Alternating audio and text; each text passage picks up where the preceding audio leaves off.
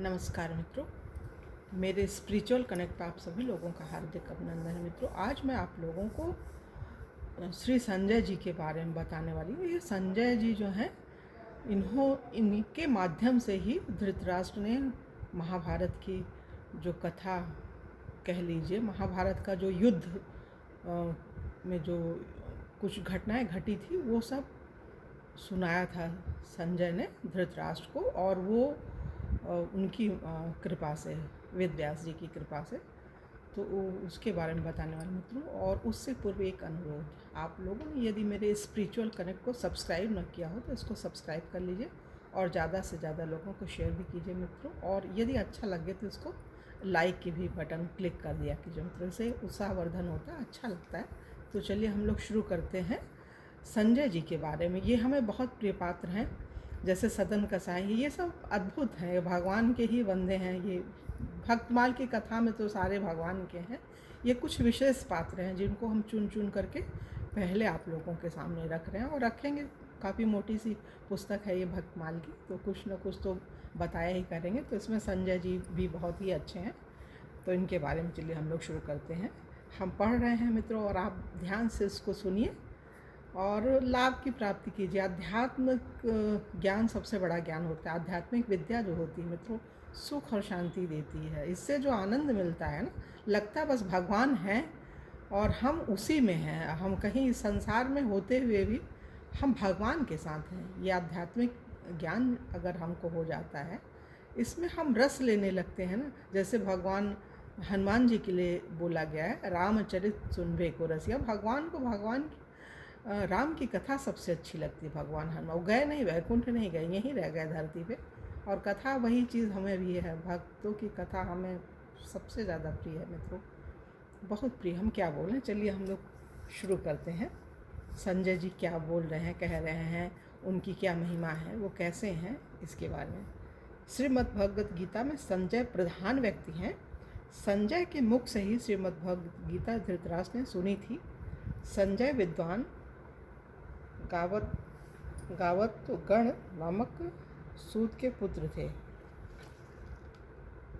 गावल्य गण नामक सूत के पुत्र थे।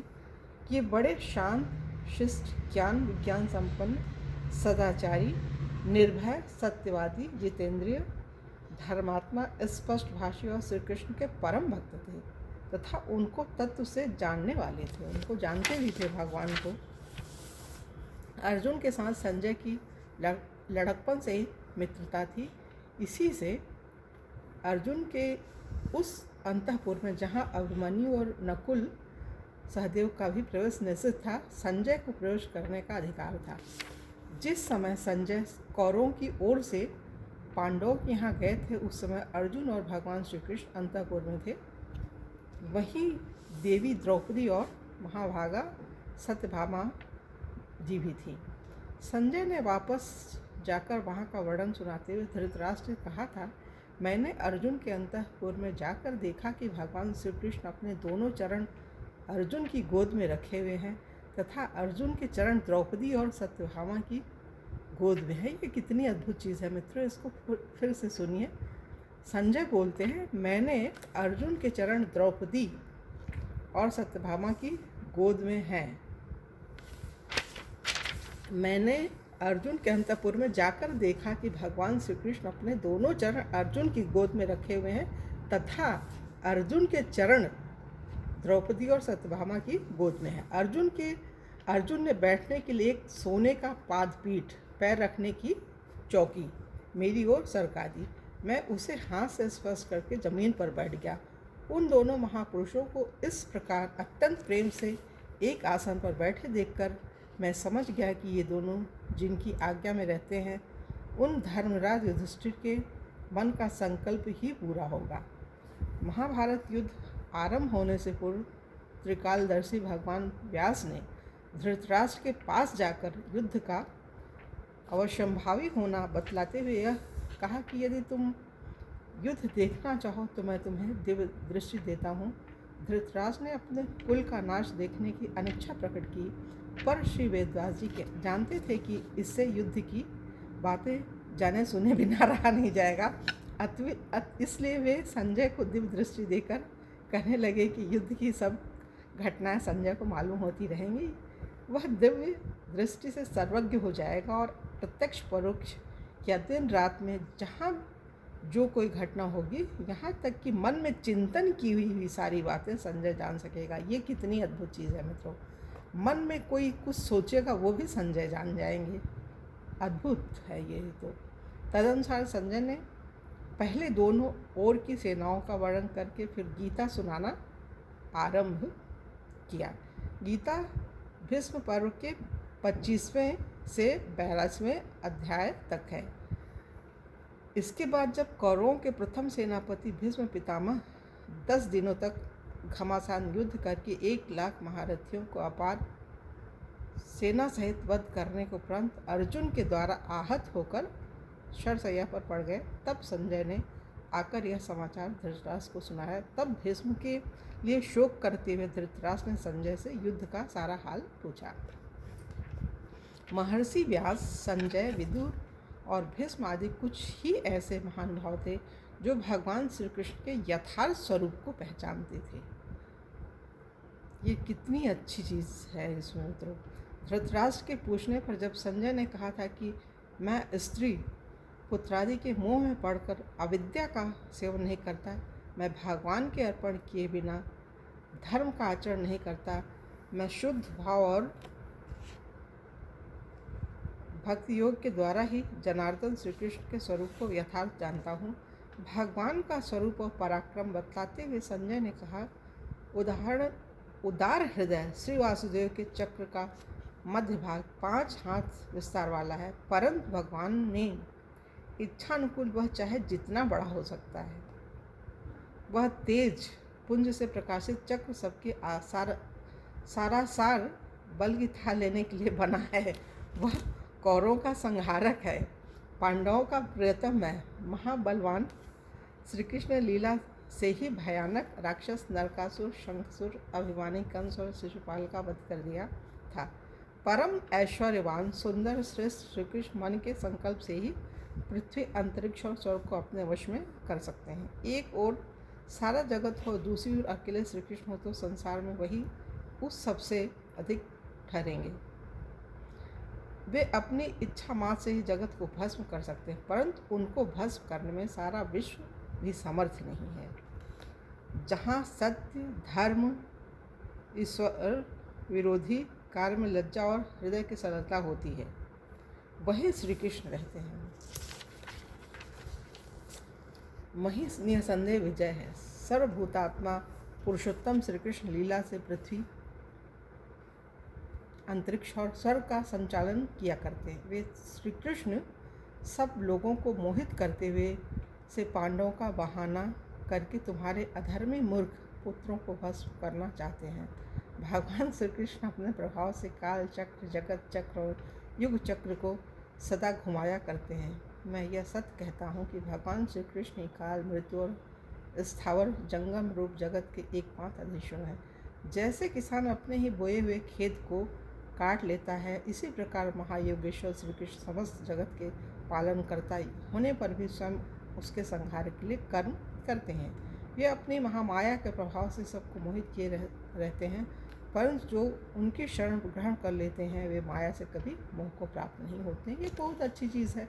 संसारवासी हैं हम लोग, काम क्रोध लोभ में पड़े हुए हैं और यथार्थ नहीं जान पा रहे हैं। यथार्थ ज्ञान करने के लिए ये संजय नामक पात्र अद्भुत हैं। और महाभारत की संपूर्ण कथा और गीता के जो 18 अध्याय हैं उसको भी पढ़ना ही चाहिए और सुनना भी चाहिए। अगर कोई सुनाने वाला और वीडियो बनाना वाला हो तो उसके माध्यम से सुन लेना चाहिए व्यक्ति को। इसके बाद धृतराष्ट्र ने भगवान श्री कृष्ण के नाम और अनेक अर्थ पूछे।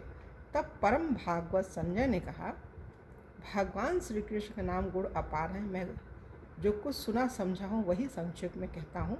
श्री कृष्ण माया से आवरण करते हैं और सारा जगत उनमें निवास करता है तथा वे प्रकाशमान हैं, इससे उनको वासुदेव कहते हैं। अथवा सब देवता उनमें निवास करते हैं, इसलिए उनका नाम वासुदेव है। सर्वव्यापक होने के कारण उनका नाम विष्णु है। माँ यानी आत्मा की उपाधि रूप बुद्धि वृत्ति को मौन, ध्यान या योग से दूर कर देते हैं। इससे श्री कृष्ण नाम माधव है। मधु अर्थात पृथ्वी आदि तत्वों के संहारकर्ता होने से यह वे सब तत्व इनमें लय को प्राप्त होते हैं। इससे भगवान को मधुभा कहते हैं। मधु नामक दैत्य का वध करने वाले होने के कारण श्री का नाम मधुसूदन भी है। कृष्ण शब्द सत्तावाचक है और ण सुखवाचक है। इन दोनों धातुओं के अर्थ रूप सत्ता और आनंद के संबंध से भगवान का नाम कृष्ण हो गया है। अक्षय और अविनाशी परम स्थान का या हृदय कमल का नाम है पुंडरीक। भगवान वासुदेव उसमें विराजित रहते हैं और अविनाशी परम स्थान का या हृदय कमल का नाम है पुंडरीक। भगवान वासुदेव उसमें विराजित रहते हैं और कभी उसका भय क्षय नहीं होता है। इससे भगवान को पुंडरीकाक्ष कहते हैं। दस्युओं का दलन करते हैं। इससे भगवान का नाम जनार्दन है। वे सत्व से कभी च्युत नहीं होते और सत्व उनसे कभी अलग नहीं होता। इससे उनको सात्वक कहते हैं। ऋषभ का अर्थ वेद है और इक्षण का अर्थ ज्ञापक, अर्थात वेद के द्वारा भगवान जाने जाते हैं, इसलिए उनका नाम ऋषभेक्षण है। वे किसी के गर्भ से जन्म ग्रहण नहीं करते, इससे उसको अज कहते हैं, इससे इनको अज कहते हैं। इंद्रियों में स्वप्रकाशन तथा इंद्रियों का अत्यंत दमन किए हुए हैं, इसलिए भगवान का नाम दामोदर है। हर्ष स्वरूप सुख और ऐश्वर्य तीनों ही भगवान श्री कृष्ण हैं, इसी से उनको ऋषिकेश कहते हैं। अपनी दोनों विशाल भुजाओं से उन्होंने स्वर्ग और पृथ्वी को धारण कर रखा है, इसलिए वे महाबाहु कहलाते हैं। वे कभी अधः प्रदेश में क्षय नहीं होते, यानी संसार में लिप्त नहीं होते, इसलिए उनका नाम अधोक्षक है। नरों के आश्रय होने के कारण उन्हें नारायण कहते हैं। वे सब भूतों के पूर्ण करता हैं और सभी भूत उन्हीं में लय को प्राप्त होते हैं, इसलिए उनको सर्व कहा जाता है। श्री कृष्ण सत्य में है और सत्य उनमें है, तथा वे गोविंद व्यावहारिक सत्य की अपेक्षा भी परम सत्य रूप है, इससे उनका नाम सत्य है। चरणों द्वारा विश्व को व्यापक करने वाले होने से विष्णु और सब पर विजय प्राप्त होने के कारण भगवान को विष्णु कहते हैं। शाश्वत और अनंत होने से उनका नाम अनंत है। और गो यानी इंद्रियों के प्रकाशक होने से गोविंद कहे जाते हैं। वास्तव में तत्वहीन माने असत्य चीज़। जगत को भगवान अपनी सत्ता स्फूर्ति से तत्व सत्य सा बनाकर सबको मोहित करते हैं। यह संजय की कृष्ण भक्ति और श्री कृष्ण तत्व ज्ञान का एक उदाहरण है। तो मित्रों पे यहाँ पे ये संजय जो पात्र हैं, ये गीता भगवान जब सुना रहे थे अर्जुन को कुरुक्षेत्र में, तो वो ये बहुत ही अद्भुत तरीके से, मतलब पूरा सब वो महसूस कर रहे थे सारी घटनाएं, और बताया भी ना वेदव्यास, मतलब जो कोई अंदर सोचता भी था वो भी चीज़ उन्हें पता चल जाती थी संजय को, और वो बताते थे, समझाते थे धृतराष्ट्र को। बहुत समझाया था उन्होंने भगवान की तरफ से और अर्जुन और वो पांडवों की तरफ से, लेकिन वो धृतराष्ट्र माने नहीं। तो भगवान ने कहा भी है, कोई ज्ञानी और मूढ़ नहीं है, भगवान जिसको जब जैसा बनाना चाहते हैं वैसा बना देते हैं, और वो कार्य करने के लिए विवश होता है, अच्छा या खराब दोनों ही। तो किसी की कोई गलती नहीं है। अध्यात्म क्षेत्र में उतरने के बाद ऑटोमेटिक सब चीज़ें अपने आप मिलती जाती हैं, सुख और शांति, और इसकी बहुत ज़रूरत है मित्रों। तो इसलिए ये भक्तमाल की कथा आप सुनेंगे ना, तो इससे आपको वास्तविक आनंद जो होता है वो मिलेगा, और अपने आप हर काम आप अच्छे से कर पाएंगे। बीमार होंगे उसमें भी शक्ति मिलेगी। अभी हमारी तबीयत जो है थोड़ी सही नहीं चल रही है, काफ़ी दिनों से, 15-20 दिन से ज़्यादा ही हो गया है, तो भी हम भगवान की प्रेरणा से कुछ बोल लेते हैं, कर लेते हैं, तो अंदर से दुख नहीं होता है, अच्छा लगता है। ये लगता है कि जल्दी ठीक हो और अच्छे से बोलें, अच्छा काम करें, और ये मतलब दिल से होता है ये। इसमें कुछ हमें प्रयास नहीं करना पड़ता है मित्रों, अपने आप हर चीज़ होती जाती है ऑटोमेटिक। जैसे पानी अपने आप रास्ता बना करके चलता जाता है ना, वैसे जो भगवान का भक्त होता है वो अपने आप चीज़ों को सुनता है, कहता है, और बहुत आनंदित रहता है, सुखी रहता है और सुख बांटता है। वो भगवान के भक्तों की कथा है, सुख स्वरूप है। तो सुख की प्राप्ति के लिए मित्रों ये जो चैनल है स्पिरिचुअल कनेक्ट हमारा, तो स्पिरिचुअल कनेक्ट को आप ज़्यादा से ज़्यादा लोगों को शेयर कर दीजिए और सब्सक्राइब भी कर दीजिए मित्रों। सुनते तो हैं लोग, सब्सक्राइब नहीं करते हैं, तो सब्सक्राइब भी करिए और लाइक भी कीजिए। तो इससे क्या है ना, सबका भला होगा। तो अब ये क्या है, ज्ञान दान महादान है। आप किसी को रोटी कपड़ा मकान कुछ भी थोड़ी देर के लिए देंगे तो वो थोड़ी तात्कालिक लाभ होएगा उससे, लेकिन दीर्घकालिक लाभ के लिए ज्ञान देना, और वो भी आध्यात्मिक ज्ञान तो अद्भुत होता है, भगवान की चीज़ें हैं उसमें। तो हम सोचते हैं मित्रों आप लोग सहयोग करेंगे, हमारे ही लिए नहीं सबके लिए। हम तो ठीक है, हम जो बना रहे हैं हमें तो भगवान जो करेंगे, लोग सुन रहे हैं तो वॉच टाइम तो बढ़ता ही है, व्यूज़ बढ़ रहे हैं तो हमें, लेकिन सब्सक्राइबर जो है देखते तो हैं, जो जितने मेंबर्स हैं सब्सक्राइब नहीं करते हैं। तो इसलिए थोड़ा सा अंदर से फील होता है कि इतनी तकलीफ़ मेहनत और बीमारी के बाद भी कोशिश करते हैं बनाने की, लेकिन फिर भी आदमी सहयोग नहीं करता है, तो दुख होता है थोड़ा सा। लेकिन कोई बात नहीं, हम अपने अंदर से ही सुखी हैं, तो दुख का तो तात्कालिक है, क्षणिक है, थोड़ा सा होता है, अपने आप को शांति मिल जाती है, कोई ज़्यादा कष्ट नहीं होता। संतों ने तो बहुत काम किया है, कर ही रहे हैं, हम तो सामान्य हैं, गृहस्थ हैं, घर में हैं, थोड़ा सा कर लेते हैं, तो इसमें कोई खास बात नहीं। लेकिन हाँ, एक अपेक्षा तो रहती है मित्रों, थोड़ी सी। सांसारिक तो है ही हैं, गृहस्थ हैं, तो थोड़ा सा तो लगता है। तो एक अनुरोध फिर से, आप लोग इसको निश्चित ही सब्सक्राइब कीजिए और शेयर भी कीजिए मित्रों। तो ठीक है, अगले वीडियो आप लोगों से ना मिलेंगे, तब तक के लिए जय हिंद, जय भारत, ओम शांति, ओम शांति, ओम शांति।